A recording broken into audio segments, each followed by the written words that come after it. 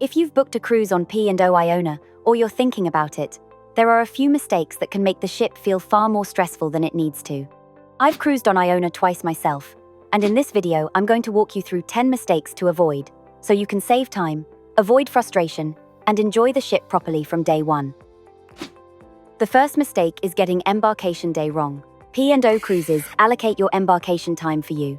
You do not pick it yourself, and on this ship, those times are often later than people expect. So, one mistake is assuming you can just turn up early and breeze straight on board. Sometimes boarding does move quickly, but on Iona, there can also be queues outside the terminal, especially at busy periods, and that means the start of your cruise can feel more tiring and stressful than you expected before you have even stepped on the ship.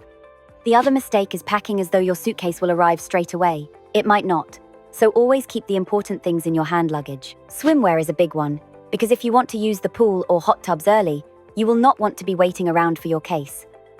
And once you board, get the essentials done first. Do your muster check-in straight away, then pick up your cruise card from outside your cabin and watch the safety video early. That gets the admin out of the way, so you can actually start enjoying the ship.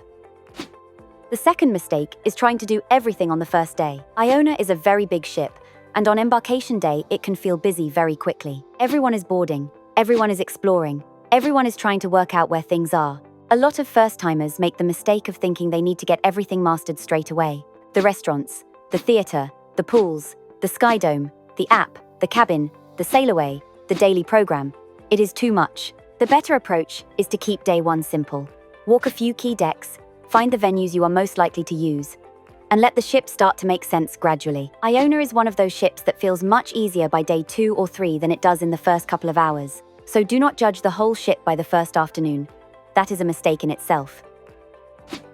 Another big mistake on Iona is not learning the layout early enough. This ship has good flow once you understand it, but until then, it is very easy to waste time going to the wrong lift, walking the wrong way down a corridor, or getting off on the wrong deck. There are a few simple tricks that make a huge difference. Near the lifts, the colored plates help you work out where you are. Blue means forward, gray means midship, and red means aft. On the cabin corridors, the artwork helps as well. If you see a sunrise picture, you are heading forward.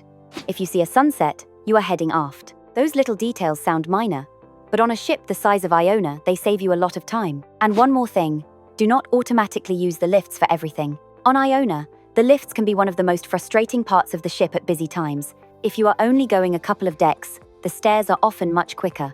Learning those simple layout and movement tricks early is one of the easiest ways to make Iona feel easier. One of the most common mistakes on Iona is leaving dining decisions too late. Because Iona has so much choice, people often assume they can just decide when they feel hungry and everything will work itself out.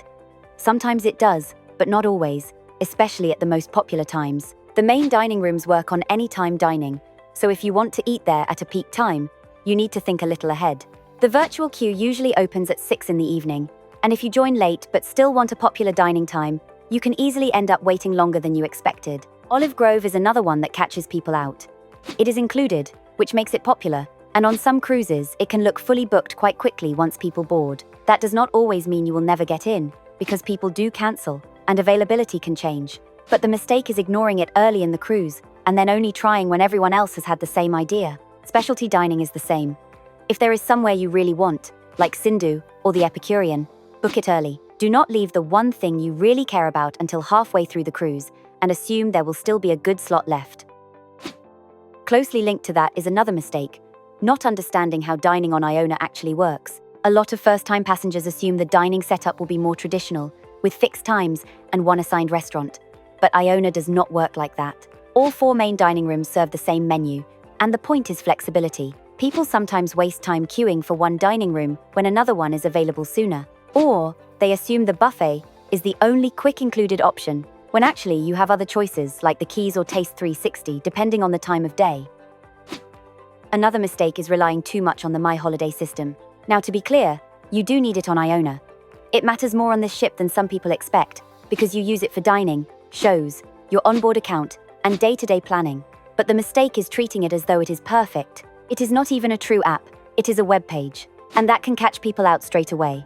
If you are not logged in early, or you are not used to how it works, it can feel more fiddly than you expected. I have also seen people accidentally leave virtual queues, or get confused, because they assumed closing the page would not matter. Another mistake people make on Iona is focusing only on dining and forgetting about entertainment. The headliners' theatre shows can fill up, especially the most popular time slots. Usually the busiest performance is around 8:30, so if there is something you definitely want to see, do not leave it too late and assume you will sort it out on board. The same applies to the 7:10 club. Most live music you can just turn up to, but not everything on Iona works that way. And even where you do not need to book, timing still matters. Quizzes can get busy. Bingo can get very busy. Ocean studios can fill up for popular screenings, and the Sky Dome can look full very quickly if you arrive just before something starts. Another mistake is choosing the wrong cabin, or choosing one for the wrong reason. On Iona, not all balconies feel equally private. The conservatory mini-suites on Deck 8, for example, sound lovely on paper, but they sit beside the promenade, so people can look into that conservatory area. For some passengers, that is not a problem, but for others, it is not the private space they expected. If you are prone to seasickness, one mistake is booking too far forward or too high up without thinking about ship movement. Midship on a lower deck is usually the better option, and if you are sensitive to noise, think carefully about what is above and below you. A cabin that looks fine on the plan can feel very different if there is a busy public area nearby. A lot of people focus only on cabin type, inside, balcony, mini-suite, and forget that location is just as important. One of the biggest mistakes on Iona is getting sea days completely wrong. If you turn up late to the busiest areas and expect the ship to feel calm and spacious, you may come away thinking Iona is far more crowded than it really is. The truth is, timing changes everything on this ship. Most people naturally head for the obvious places first, especially the main pool areas and the Sky Dome. That means those spaces can feel full long before other parts of the ship do. So the mistake is following the crowd and then assuming there are no better options. There are quieter outdoor areas if you know where to look. Deck 19 is often overlooked for sunbeds. Deck 17, outside the Sky Dome, can be another good option. The sunset bar area can also be a lovely place to sit, especially around sail away. And after the refit, there is more outdoor seating on Deck 8 as well. Even in the Sky Dome itself, people often walk in, see the first rows full, and assume there is nowhere to sit. But if you keep walking round both sides, you can often still find somewhere. And port days and late afternoon are useful times as well. When lots of passengers are ashore, or back in their cabins getting ready for dinner, parts of the ship that felt busy earlier can suddenly feel much quieter. The final mistake is underestimating how quickly the small extra costs can add up. Iona does include a lot. Gratuities are included, and there is plenty of entertainment without spending extra, so you absolutely can have a very good cruise without paying for every upgrade. But at the same time, the small extras add up faster than people think. It might be coffees, cocktails, Wi-Fi, a specialty restaurant, a few shore excursions, photos, or bits and pieces from the shops. None of them feel huge on their own, but over the duration of your cruise, the total can be much higher than expected. So those are the biggest mistakes to avoid on Iona, but the layout takes a couple of days to figure out. So next, watch my full Iona ship tour and see where everything is before your cruise.